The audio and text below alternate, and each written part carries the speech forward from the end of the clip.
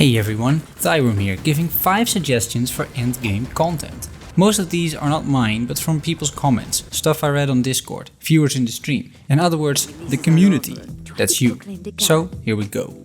First, let me define what I consider endgame content. In my definition, it is content that keeps you coming back to the game after you've leveled your characters, geared them somewhat and played through most of the content. Endgame content is more of a reason, a purpose almost.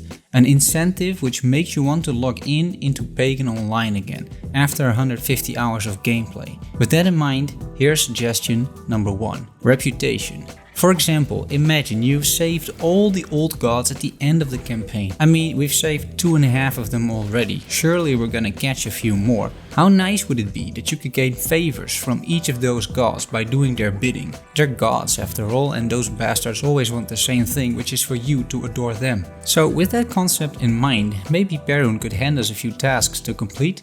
Some specific missions, god-awful tasks even, that he cannot be bothered to do himself, and upon completing these divine requests, we, the mortals, would be granted small amounts of favor or reputation. And once you reach certain milestones, maybe the gods grant you a boon, or that useless vendor has now new items for sale, maybe some legendaries, maybe some crafting materials. A system like this can really add a lot of content to the game, increasing its longevity significantly. A reputation system can always be upgraded with better rewards, with more reputation milestones, with added specific events to complete. It's a very scalable solution in that sense, which is probably why so many games have it in the first place. Talking about events, that brings me to the second suggestion. Events. More specifically, events based on pagan lore and Slavic mythology. How cool would that be? Very cool is the answer. Events, when done correctly, are usually a lot of fun. They bring something extra and fresh to the game. It offers things that are only temporarily available, which triggers our frail brains into thinking that we need that item right now, before it's gone. A well-used marketing technique, but true nonetheless. And events can really take all shapes and forms. Just a few ideas here. Maybe there can be some contests, for example, using fan art, cosplay, I don't know. Engage the community into creating something cool. It doesn't even cost you any development work if you make it a social media online contest. In-game, this calendar I found can be used to celebrate specific holidays, all according to the lore. Something like Kupala Night sounds fun. An evening of Slav rituals. We already saw what that means, and I can't wait to see the in-game counterpart of such an event. Or the Festival of Perun. Maybe we get bonuses to reputation with Perun during that time. Maybe we can grind for a specific legendary of Perun. Maybe just a cool new cosmetic item as a reward for completing events during the celebrations. I can totally see this happening. In terms of development, you wouldn't even have to design these for a single purpose. They can just be a recurring theme. It's a calendar event after all. Closely tied to these previous suggestions is suggestion number 3. Meaningful content. Just quests and events in itself will not trigger players to come back. What's required is some actual meaning. Now, what do I mean with meaning? What is the meaning of meaning? I'll try to explain. There's a trend in gaming which was recently described by Bellular. He is a World of Warcraft and gaming news channel, and he has this unique business perspective on gaming, because he studied business and he is a gamer. And he argues that gaming has shifted from a meaningful experience to an experience with instant gratification. I will link to the video in the description below because I think it's worth watching. He basically mentions that the recent successes of old school RuneScape and classic WoW can be explained by a focus on meaningful progression and meaningful relationships. Because we now live in a gaming world where instant rewards are part of the gaming industry. Rewards are there for not doing anything else than logging into a game, for example.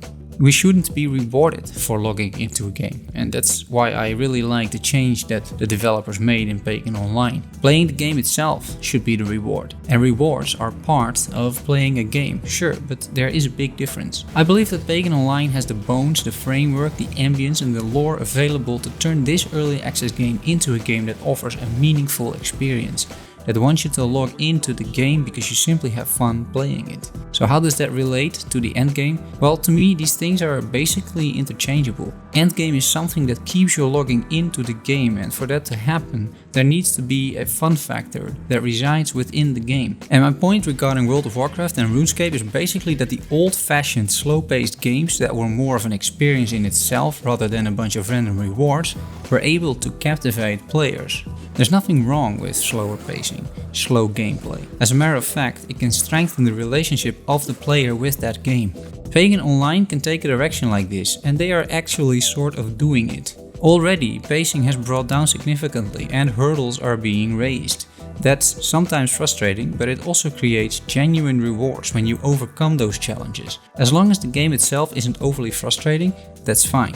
It's a fine line, but one worth striving for. On to the next one, something totally different. PvP arenas. I know, you might hate PvP, but hey, imagine the gauntlet. Instead of fighting waves for 38 minutes, can we please reduce that time a little bit? You are now fighting each other. How fun could this be? Damir versus Damir. The first Damir that gets hit by the bear loses. Get hit for 47 million crit damage. The fun. But seriously though, creating teams and fighting 3 versus 3 or something in the arena could be hilarious, right? I would definitely take up arms and try to destroy my fellow streamers, for example. For this to happen, there are quite a few things needed. Obviously, heroes should be balanced, but they should be balanced even if you don't introduce PvP, so that is going to happen regardless at some point.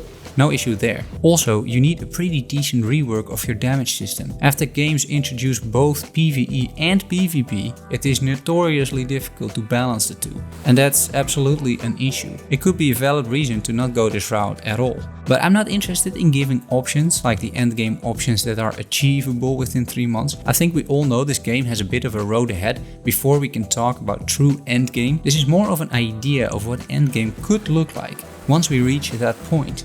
Fantasize a little bit about the future. PvP would just add so much to the game, possibly with its own rewards as well or seasons, and the balancing could be managed by just creating specific PvP items and not allowing other items in there, or maybe even creating specific PvP characters to make that separation a bit easier. I personally don't think it's even necessary that you take your regular heroes into the arena. I think this brawler arena type of game is just a perfect game to run a few rounds of PvP, because the core of the game would work so well with it. I definitely see options here and I'm hopeful, but I'm also pretty sure this is rather low on the priority list of Mad Hat games, if it's on there at all. Suggestion number 5, raids. I recently broke down the Kevlar fight. I forced myself to take a close look at the mechanics in order to understand them and create a video out of it. The Kevlar the Undying Boss Guide. And what I noticed is that Kevlar is actually an extremely well designed boss fight. I was a little surprised. Not because I think the devs aren't capable of designing something like this, because they're obviously talented people, but mostly because I have been one-shotting these bosses and I didn't really have to pay attention to anything in that fight, apart from walking away from the platform in time, in phase 1. I never realized all the intricate details, all the various abilities of Kevlar and the overall awesomeness of that battle. Imagine having a balanced game right now. In other words, just do that fight with Morok and Lucian on master difficulty. And then imagine a raid where Kevlar is just one of the bosses. And there's a few more of them, maybe 4 more. Pagan Online would be a perfect fit for a raid format, really. You'd have 4 people, probably, maybe 8. All of you venture into this level, which looks very much like an expedition. It's a specifically designed dungeon though, with a few paths you can take. Trash mobs spawn like they do now, by your group running into a part of the map.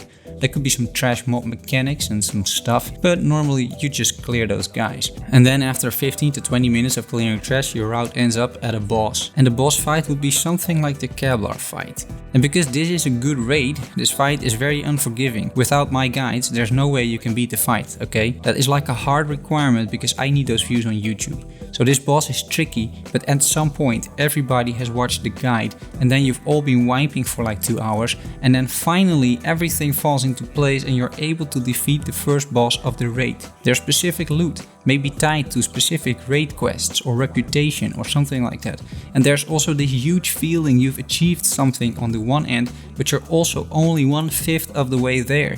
It's not very likely you will complete the raid this week because it resets every week. but at least you're gearing up for the next time you go raiding. This is the dream, guys. High-end PvE raid content. I know it can be done. I know the framework is in place, and after looking at the Kevlar fight, I know the devs are capable of designing interesting boss fights. And then there's easy mode with his appetite for destruction, who can make sure the game is tough enough. And should all of this happen, I have just a small suggestion for the developers, and that's this. Release the raid on a public or private test server and let some Pagan Online veterans play through it to check it for balancing issues.